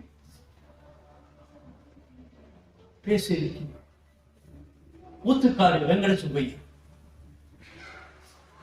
இந்த கும்பகோணம் போற வழியில ஊத்துக்காடுன்னு ஒரு ஊர். தியாகராஜரை போல வாழ்ந்தார். தியாகராஜரை போல அவர் ராமபக்தி, இவர் கிருஷ்ண பக்தியில் பாடியவர். ஏராளமான தமிழ் கீர்த்தனைகள் பாடியவர். ஒருவர் சொல்வார், இவர் தமிழில் கீர்த்தனைகள் பாடியதால் தான் இவர் அப்படியே இருந்து விட்டார். தாயே யசோதா இந்த நாயர் குலத்துதித்த என்ற ஏராளமான மாடு மேய்க்கும் கண்ணா, இவை போன்ற ஏராளமான இவரிடம் கீர்த்தனை கற்றுக்கொள்ள வேண்டும் என்று ஒரு மன்னார்குடியை சார்ந்த ஒரு நாதஸ்வரக்காரர் வருகிறார். அவர், நான் யாருக்கும் கற்றுக் கொடுப்பதில்லை, கிருஷ்ண பக்தியோடு சரி. இவர் மறைவிலே இருந்து அவர் கிருஷ்ணனை பாடுவதை எல்லாம் கேட்டுக்கொண்டு தான் மனப்பாடம் செய்து கொண்டு வருகிறார். ஒரு முறை ஒரு கோயில் விழாவிலே அந்த நாதஸ்வரக்காரர் இவருடைய கீர்த்தனையை வாசிக்கிறார். கேட்ட ஊத்துக்காடு வெங்கட சுப்பையர் கேட்டார், இது யாருடைய பாட்டுன்னு. ஐயா, உங்களுடைய பாட்டு. இன்னைக்குன்னா இணையம் இருக்கு, புலனம் இருக்கு, பதிவு இருக்கு, எல்லாம் இருக்கு. அன்னைக்கு ஒரு குரு வீட்டுல ஒரு கீர்த்தனையை கத்துக்கிறதுக்கு 3 மாசம் 4 மாசம் வேணா அவரை கேளுங்க.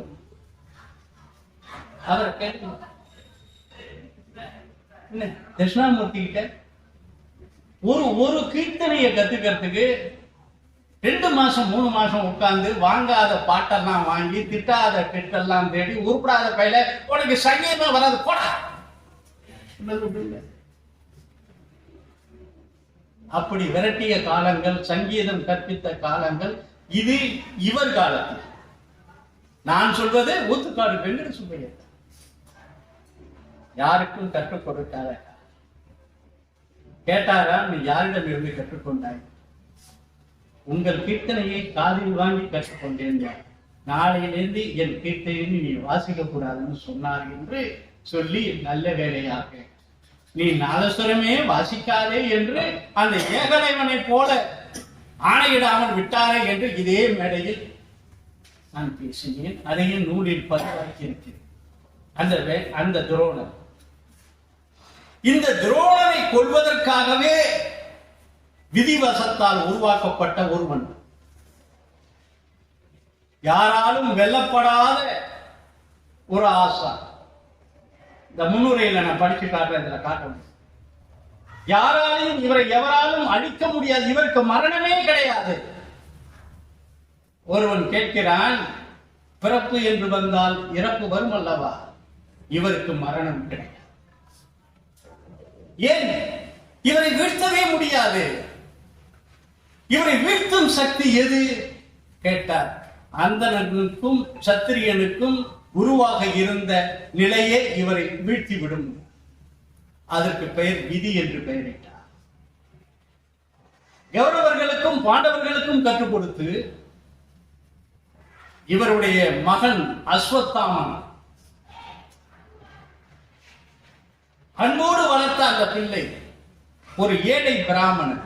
தொடக்கத்தில் பசிக்கும் பட்டினிக்கும் கஷ்டப்பட்ட ஒரு பிராமணன், வில்வித்தை கற்பிக்கும் குருவாக வளர்ந்த அந்த நிலை, அரச வம்சத்திற்கு குருவாக இருந்த நிலை, வளர்ந்த நிலை, பாண்டவர்களுக்கும் கௌரவர்களுக்கும் கற்பித்த நிலை போன்ற பலவற்றை காட்டி இவரை கொள்வதற்காகவே வந்த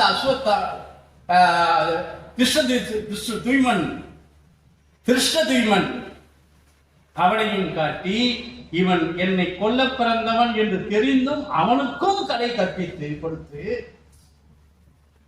வஞ்சனையாக, சூழ்ச்சியாக பீமன் அஸ்வத்தாமன் என்ற ஒரு யானையை கொன்ற செய்தியை வைத்துக் கொண்டு கிருஷ்ண பரமாத்மா அஸ்வத்தாமன் கொன்றுவிட்டோம், அஸ்வத்தாமனை கொன்றுவிட்டோம் என்று போர்க்களத்திலே பிரகடனப்படுத்த எந்த நிலையிலும் நிலை குலையாத துரோணர் புத்திர பாசத்திற்கு ஆசைப்பட்டு ஏன் அஸ்வத்தாமனை கொன்று விட்டார்களா என்று நிலைகளில் நிற்க, கொன்றவன் யார் என்று கேட்க பீமன் என்று அறிய, பீமா நீ அஸ்வத்தாமனை கொன்றாயா என்று கேட்ட பொழுது ஆமாம் அஸ்வத்தாமன் பேசாத, இதுக்கு மேல அவன் யானையை சொல்ல வர பேசாத நிறுத்துன்னு சொல்லிட்டு பொய்யே சொல்லாத ஒரு பாத்திரம் தர்மன், அவன் வாயிலும் இதை கேட்டு விடுவோம் என்பதற்காக தர்மா அஸ்வத்தாமன் இறந்து விட்டானா அவன் கேட்க அஸ்வத்தாமன் என்று சொல்லி இதற்கு மேல் நீ பேசாத என்று நிறுத்தி அவன் பொய் பேசுபவனாகவும் காட்டாமல் அதே நேரத்தில் அஸ்வத்தாமன் இறந்து விட்டான் என்பதையும் பதிவு செய்து திக்குமுக்காடி இருக்கும் பொழுது அவன் தலையை கொய்து ஒரு சரித்திரத்தை வீழ்த்திய வரலாற்றை சொல்லக்கூடிய நாடகம் இந்த துரோணர். இதில் இறுதியிலே ஒரு பாட்டு, இதுவும் மதுரை திருமாறனை படைத்திருக்கிறார்.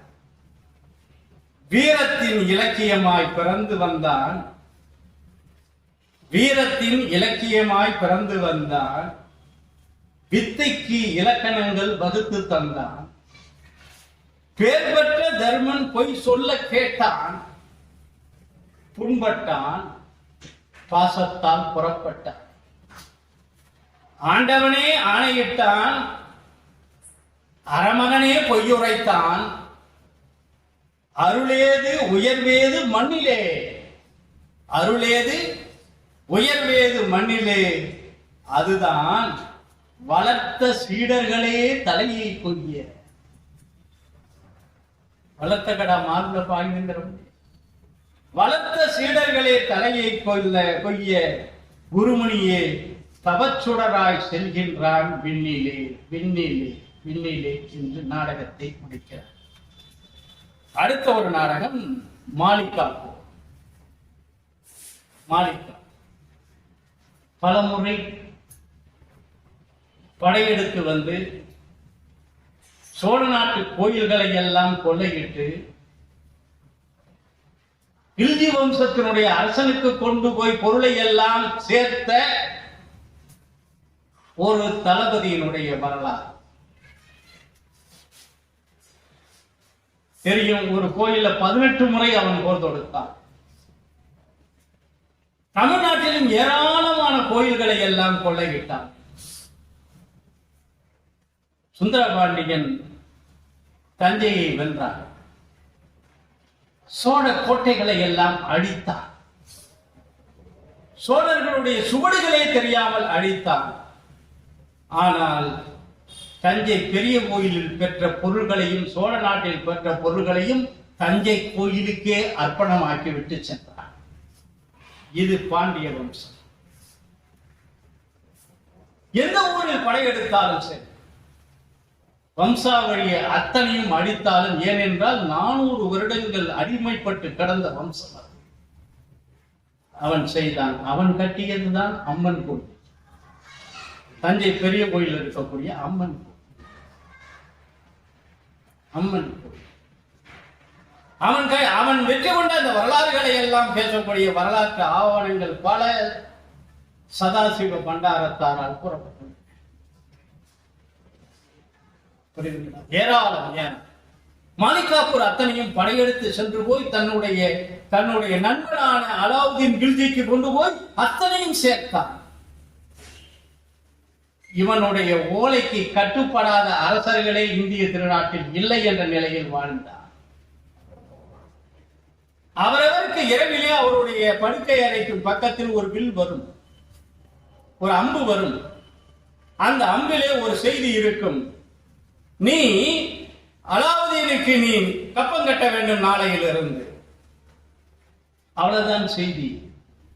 மறுத்தால் அந்த இடம் தவிடுபடாகிவிடும், சூறை கொண்டார். இப்படி சென்ற அந்த வரலாறை மையமிட்டு நம்ம முதல்ல பார்த்தோம். சங்க காலத்து உக்கர பெருவழியை பார்த்தோம்,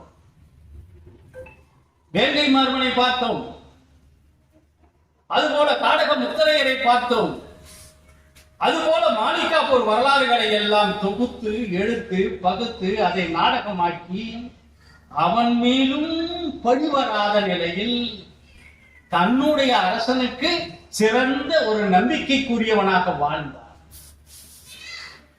என்ற நிலையில் படைக்கப்பட்டது இந்த நாடு. இவை போல 5 சரித்திர நாடகம், சந்தன சிலை என்ற ஒரு சமூக நாடு, இவை போல பலவற்றை படைத்து அழியாத புகழை ஏற்றுக்கொண்ட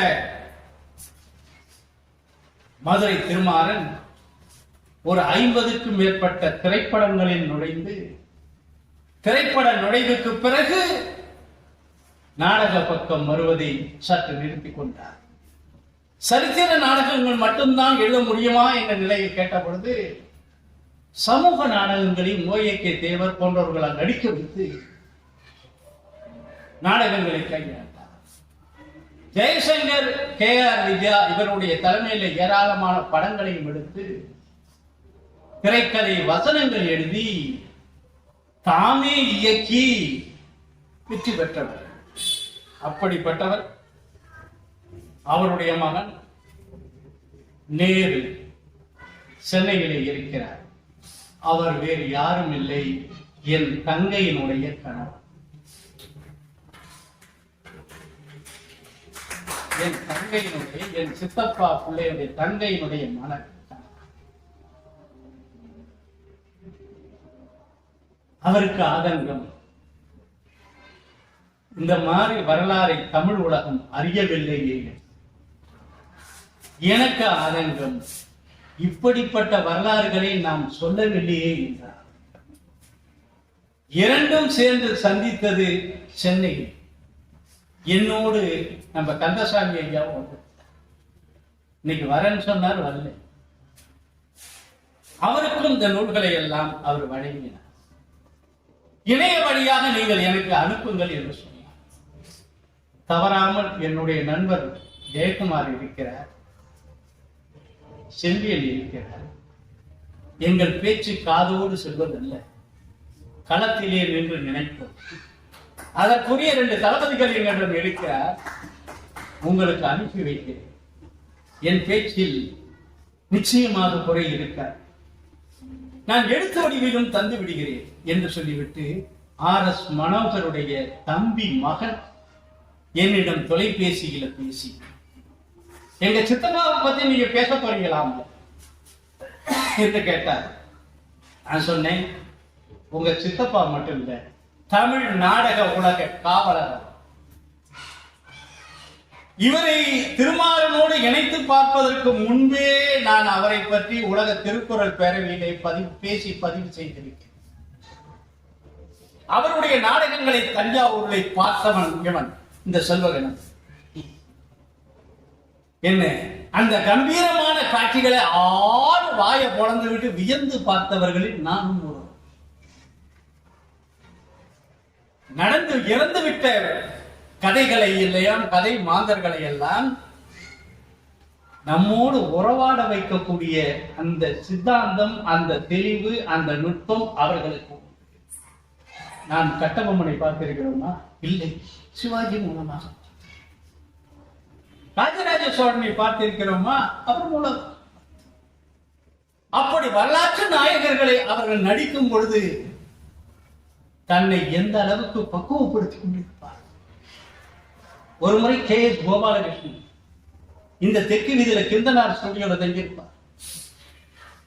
அவர் ஒரு திரைப்படத்திற்கு கதைவசனம் எழுதி காலமேகம் என்ற படத்திற்காக ஒரு 10 கேள்வி கேட்பதற்காக இங்கு வந்திருந்தார். அப்ப கிந்தனார், எங்க வீட்டு மாப்பிள்ளை ஒருத்தவங்க, அவங்க தமிழ் புலவருங்கிறாங்க, அவனை கூப்பிட்டு அனுப்பி விடுறேன், அவன் நீங்க கேட்டு பாருங்க. என்ன கொண்டு போய் அங்க சேர்க்க, அவர் கேள்வி கேட்க, அதுக்கு தகுந்த பதில சொல்ல அவர் என்னையும் ஒருவனாக ஏற்றுக்கொண்ட பிறகு அந்த 10 கேள்விகளை கொடுத்த பொழுது நான் கேட்டேன், சிவாஜி கணேசனை வைத்து ஏராளமாக திரைப்படம் செய்தீர்களே, உங்கள் அனுபவம் என்னன்னு. அப்படி இவ்வளவு பெரிய பொடி எடுத்தார், பொடி நிறைய போடுவார், அப்படி சரண ஒரு இழுப்பு இழுத்தார். அது சொல்ல முடியாதுப்பா. மேக்கப் போட்டுக்கிட்டு இருப்பாங்க, கதைக்கு இன்னைக்கு உரியது என்னன்னு சொல்லிக்கிட்டு இருப்பான், அவ்வளவுதான். தப்புன்னு எழுந்திருப்பார், அந்த பாத்திரம் மயமாகவே நிற்பார். அவரை நாங்கள் நேரடியாக திரைப்படத்தில் பார்த்தோம், நேரடியாக ஒரு சில இடங்களில் சந்தித்தோம். ஆனால் ஆர்.எஸ். மனோகருடைய நாடக உருவத்தோடு அவரை பார்த்தோம். சாணக்கிய சங்கத்தில் அந்த கொடுமையை போட்டுக்கிட்டு அவர் நிற்கிற அந்த கம்பீரம் இருக்கு, அந்த உயிரோட்டம் எழுச்சி. இன்னைக்கு அவங்க வம்சாவளியில் வரக்கூடிய சீனிவாசன், ஒரு வம்சாவளியில் வந்து சீனிவாசன் அவருடைய மகன், அவருடைய பேத்தி இன்று சென்னையிலே நாட்டிய நாடக வடிவங்களிலும் தந்து கொண்டு வருகிறார். ஜூன் மாதம் ஆர்.ஆர். சபாவில் அந்த நாடகங்கள் நடக்க போது, ஐயா நீங்க வாங்கன்னு கூப்பிட்டாங்க. மகிழ்ச்சி. அந்த வகையில் வரலாற்று நாயகர்களை நம் கண்முன்னு கொண்டு வந்து காட்டக்கூடிய நாடக ஆசிரியர்களும், திரைப்பட இயக்குநராகவும் விளங்கி, வசனகர்த்தாவாக விளங்கி, சொந்த படம் எடுத்து 4/10/1981 பிறந்தது. 27/6/1936 36 பிறந்து 81 மறைந்து ஆர்.எஸ். மாணவர் அவர்களோடு உலா வந்து அவருடைய திரைப்படங்கள், ஏனைய நாவல்கள், படைப்புகளை நான் உள்ளே போகவில்லை. சரித்திர நாடகங்கள் 5 மட்டும் பேசி அவர் சொல்கிறாரே, இதிலே எனக்கு ரொம்ப பிடித்தது வேங்கை மார்பன். வேங்கை மார்பனை யாராவது ஒருவர் நினைந்தால் இந்த ஆத்மா சாந்தி அடையும் என்று அவர் சொன்னார். அந்த வகையில் ஒரு படைப்பாசிரியனை, ஒரு நாடக ஆசிரியனை, ஒரு திருக்கோஷ்டியூரில் பிறந்தவரை, பாண்டிய நாட்டில் வாழ்ந்தவரை, மதுரையில் வாழ்ந்தவரை, பாண்டிய சரித்திரத்தையும் பல்லவ சரித்திரத்தையும் கூறியவரை, டெல்லி சுல்தான் மாலிகாபூருடைய படைத்தளபதியும் கூறியவரை இந்த அவையிலே பதிவு செய்து வாய்ப்புக்கு நன்றி கூறி நிறைவு செய்கிறேன். நன்றி.